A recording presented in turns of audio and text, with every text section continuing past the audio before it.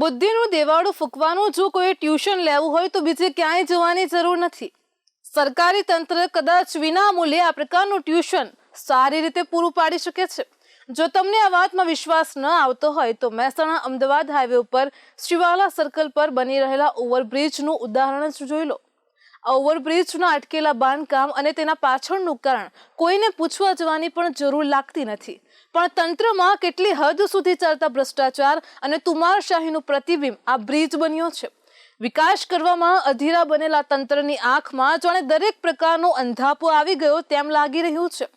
આશ્ચર્યની વાત તો એ છે કે કોઈ ઓવરબ્રિજ બને અને ત્યારે તેનો શક્યતાદર્શી અહેવાલ તૈયાર થતો હોય તેના માટે જમીન કબજે લેવાય છે. આ ઉપરાંત આસપાસના મકાનો હોય તો તેને પણ તોડવામાં આવે છે. પણ આ સંજોગોમાં આટલી મોટી હાઈટેન્શન લાઇન કોઈને દેખાય કેમ નહીં? શું કંપનીએ બ્રિજ બનાવવા પૂર્વે શક્યતાદર્શી અહેવાલ બનાવ્યો તો પછી તેમાં તેણે હાઈટેન્શનના લાઇનનો ઉલ્લેખ કેમ ન કર્યો? આજે તેના લીધે સ્થિતિ એવી આવી છે કે પ્રજાના કરોડો રૂપિયાના આંધણ પછી આ બ્રિજના બંને છેડા આ હાઈટેન્શન લાઇનના લીધે મળી નહીં શકે. હવે આ હાઈટેન્શન લાઇન પાછી અદાણી પાવરની છે. આ સંજોગોમાં તો બ્રિજ બદલાય, બ્રિજની ડિઝાઇન બદલાય, પણ અદાણી પાવરની હાઈટેન્શન લાઇન કઈ રીતે હલાવાય એમ મહેસાણાના પૂર્વ શહેર કોંગ્રેસ પ્રમુખ ભૌતિક ભટ્ટે જણાવ્યું હતું. હવે કદાચ માની લો કે આ હાઈટેન્શન લાઇનના જોખમ વચ્ચે બ્રિજ બનાવી પણ દેવાય તો પણ તેના ઉપર પસાર થનારે પોતાના જીવના જોખમે જ પસાર થવું પડશે, કારણ કે આ લાઇન બ્રિજની બરોબર મધ્યમાં જ આવે છે. આ સંજોગોમાં રસ્તા પરથી પસાર થનારે જીવ હથેળીમાં લઈને જ નીકળવું પડી શકે છે. અમદાવાદથી લઈને દિલ્હીના વચ્ચેનો જે મહેસાણા સર્કલ પર બ્રિજ બની રહ્યો છે એ બાબતે ઘણા સમયથી ટ્રાફિક સમસ્યા ત્યાં ખૂબ જ થાય છે.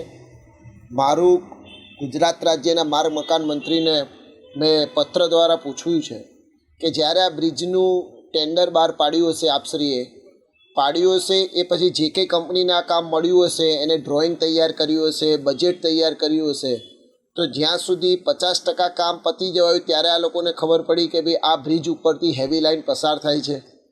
હવે આ હેવી લાઇન પસાર થતી હતી તો પછી બ્રિજનું કામ કેમ શરૂ કરવામાં આવ્યું? આ માટે ગુજરાત સરકારના માર્ગ મકાન મંત્રી જે કંઈ વ્યક્તિ જવાબદાર હોય, જેને આનું ડ્રોઈંગ મંજૂર કર્યું હોય, જેને આના નકશા મંજૂર કર્યા હોય, એ વ્યક્તિના સામે ગુજરાત રાજ્યના માર્ગ મકાન મંત્રી કાયદાકીય પગલાં નહીં ભરે તો મહેસાણાના કલેક્ટરશ્રી અને માર્ગ મકાન વિભાગના ઉચ્ચ અધિકારીઓને સાથે રાખીને અમે નામદાર હાઈકોર્ટમાં PIL દાખલ કરીશું. કારણ કે કરોડો રૂપિયાના ખર્ચે બનતો આ બ્રિજ એકદમ સડનલી તમારી ગેરકાયદેસર મૂર્ખામી અને તમારી યોગ્યતા જળવાઈ નહીં તેના બદલ મારી ગુજરાત રાજ્યની ટેક્સ ભરતી પ્રજા જે પરપ્રાંતથી આવતી જતી હોય તેને ભારે મુશ્કેલી પડે છે. તે બાબતે ગુજરાત રાજ્યના માર્ગ મકાન મંત્રી શ્રી દિન દસમાં કોઈપણ પ્રકારનો યોગ્ય નિકાલ નહીં લાવે તો મહેસાણા શહેરના કોંગ્રેસ પક્ષના તમામ આગેવાનો આ બાબતે ગુજરાત વિધાનસભાના અંદર ઘેરાવ કરશે. માર્ગ અને મકાન વિભાગ તો એવું કહે છે કે આ નેશનલ ઓથોરિટીનું કામ છે, અમારું કામ નથી.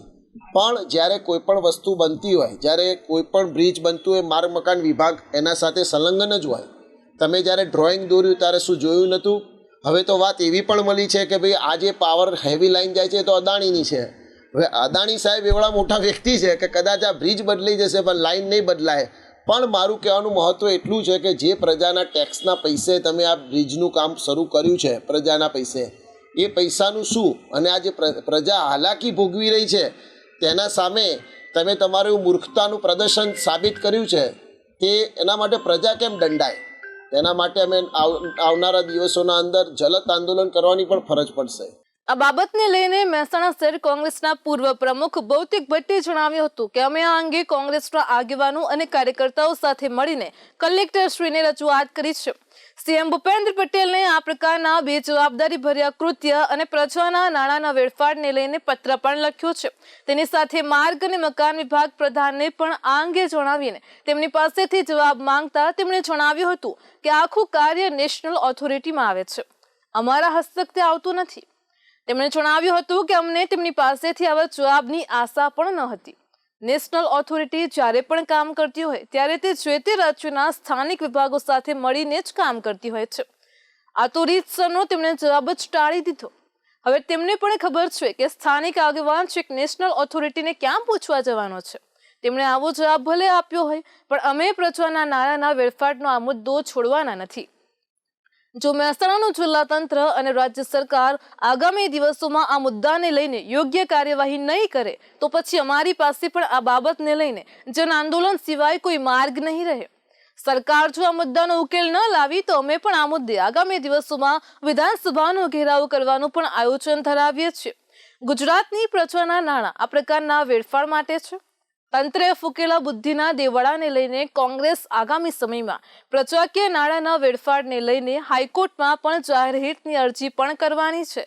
આમ ઓવરબ્રિજ વચ્ચેની હેવી લાઇનનો કરંટ આગામી સમયમાં રાજ્ય સરકારને નહીં તો મહેસાણા જિલ્લાના તંત્રને તો ચોક્કસ લાગે તેમ છે.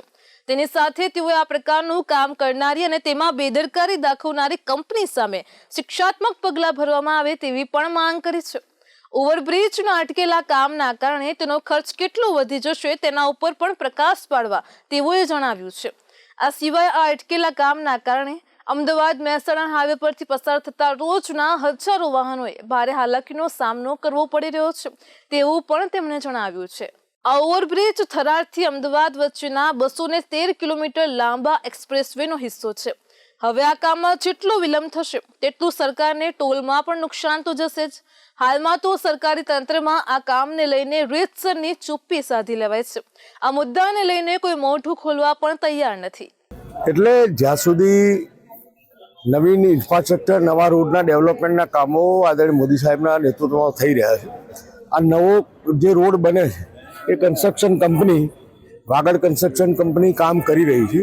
હાઈટેન્શન લાઇનનો એમને પ્રપોઝલ મૂકી છે, પરંતુ એમાં પરમિશનો માટે કેન્દ્ર સુધી જતી હોય છે હાઈટેન્શન લાઇનો.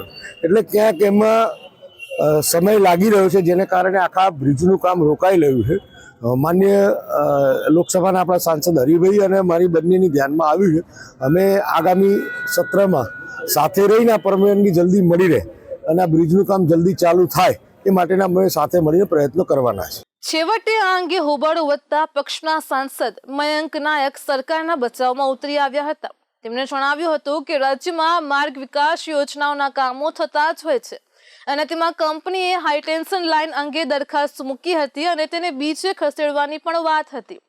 હવે આમાં ફક્ત રાજ્ય સરકારનું જ તંત્ર નહીં પણ નેશનલ ઓથોરિટી જ સંકળાયેલી હોય તેમાં વધારે વાર લાગી ગઈ હોવાથી સરકારી પ્રક્રિયામાં આ બાબતમાં વાર લાગી ગઈ છે અને તેની સાથે તેમણે હૈયાધારણ આપતા જણાવ્યું કે આગામી સમયમાં આ મુદ્દો ઉકેલાઈ જશે તેવી આશા છે અને ઓવરબ્રિજનું કામ રાબેતા મુજબ જ પૂરું થશે તેવો તેમણે દ્રઢ નિર્ધાર પણ વ્યક્ત કર્યો છે. ઉલ્લેખનીય છે કે અમદાવાદમાં તંત્રએ પણ આવો જ ભાંગરો વાટ્યો છે અને તેમાં બ્રિજ પૂરો થઈ ગયો છે પણ રીતસરની સામે દિવાલ આવે છે. તેના કારણે 80 થી 90 કરોડના ખર્ચે તૈયાર થયેલો ઓવરબ્રિજ પ્રજાના કોઈ કામમાં આવી રહ્યો નથી. તેને લઈને પણ તંત્ર પર આ જ રીતે માછલા ધોવાયા છે.